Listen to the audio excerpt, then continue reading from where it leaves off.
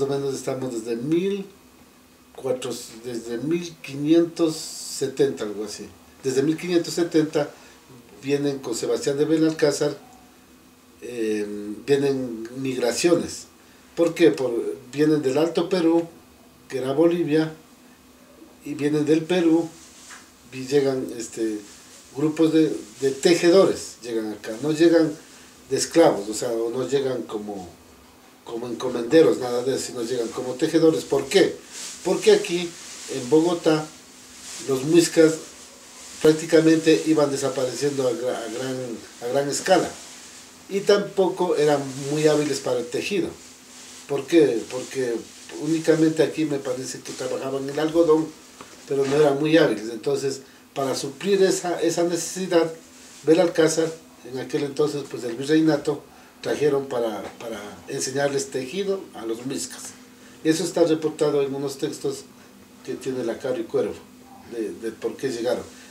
En 1570 aproximadamente. Luego, por eso existe una gran toponimia de Quichua aquí, o sea, la toponimia, hay nombres, inclusive apellidos. Por ejemplo, yo me he encontrado con apellidos de apellido Guamán, ¿sí? Y les he preguntado, ¿de dónde son ustedes? ¿Qué explicación tienen? Y ellos dicen que no, que ellos no saben, que ellos nacieron aquí, que los padres son de aquí y que han vivido aquí toda la vida y que ellos no saben. Guamán es los dioses, los guamaníes son los dioses de los incas que aparecían en los cerros, en las noches. Ellos eran guardianes de la noche, los guamaníes. Y el apellido Guamán es muy común en el Alto Perú. En la actualidad, pues lo que es Cusco, lo que es Lima, inclusive todo el Perú, el apellido es constante, Guamán. También hay apellido, por ejemplo, aquí, Paucar. Alguna vez me encontré digamos, escuché de un alto magistrado, a Rubla Paucar, pero él es de Medellín. Entonces también, yo cuando les preguntaba, ¿y ustedes saben de dónde es él? ¿Qué saben de él? Y él decía, y mucha gente decía, no, Paucar el Paucar Tambo es un sitio de donde emergen Manco Cápac y Mama Olio con 11 vasallos, no emergen con 12, sino con 11. Y salen a recorrer el territorio y donde entre la varita, y salen con una vara de oro, ¿no? Entonces donde llegue la vara de oro a hundirse automáticamente, entonces ahí formarán el reino de los incas, y ese reino de los incas pues se formó en lo que actualmente conocemos el Cusco. Entonces el Paucar, por ejemplo, también es de origen inca.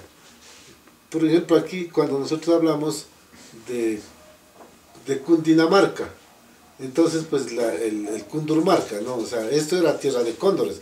Inclusive cuando yo he hablado con mucha gente antigua, ellos dicen que no solamente habían cóndores, sino que también habían unas aves que emigraban desde el Canadá y que se posaban en unos pinos que habían aquí en estos cerros de aquí, aquí frente, que tenemos los cerros, y que ya en la actualidad ya no existen esos cerros.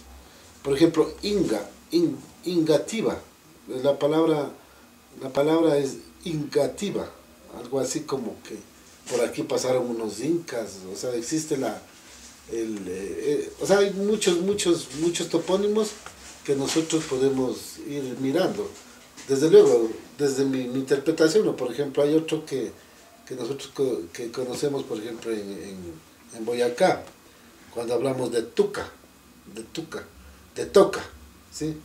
Y Tuca, pero Tuca es baba, ¿sí? Sitios como pantanosos, sitios como, o sea, donde la tierra es muy viscosa, entonces posiblemente se vaya relacionándose de esa forma.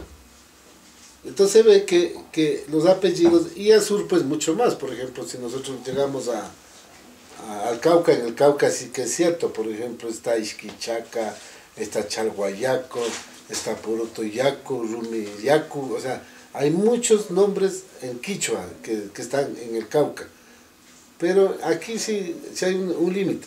Bueno, eso más o menos en 1470. No, digamos en 1570, ahí me estoy equivocando yo, en 1570.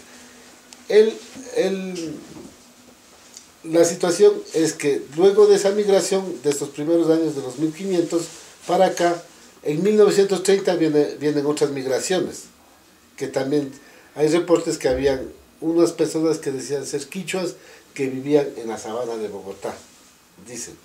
¿Sí? Luego, en 1500, eso en 1530, en 1540 se dan unas migraciones mucho más masivas, mucho más grandes, que son ya las terceras o las cuartas generaciones de las personas que viven aquí, por ejemplo los Tuntaquimba, los Albancando, hay Amaguañas, o sea que vinieron, esas personas llegaron muy jóvenes, llegaron como de 8 años, de 10 años, y en este momento ya son muy mayores o prácticamente ya han muerto, ¿sí? ya son difuntos. Eso más o menos en los 1500, entre los 1940 y 1950.